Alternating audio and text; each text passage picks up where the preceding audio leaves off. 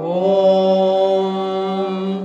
गणानां त्वा गणपतिगुं हवामहे कविं कवीनामुपमश्रवस्तमम् ज्येष्ठराजं ब्रह्मणां ब्रह्मणस्पत आनः शृण्वन्नोतिभिः सीदसादनम् ॐ महागणाधिपतये नमः। अस्य श्रीरुद्राध्याय प्रश्नमहामन्त्रस्य अघोर ऋषिः अनुष्टुप्छन्दः सङ्कर्षणमूर्तिस्वरूपो योऽसावादित्यः परमपुरुषः स एष रुद्रो देवता।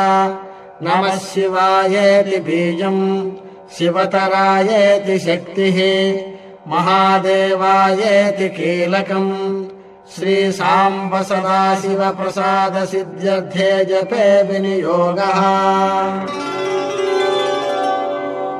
ॐ अग्निहोत्रात्मने अङ्गुष्ठाभ्यां नमः। ॐ दर्शपूर्णमासात्मने तर्जनीभ्यां नमः।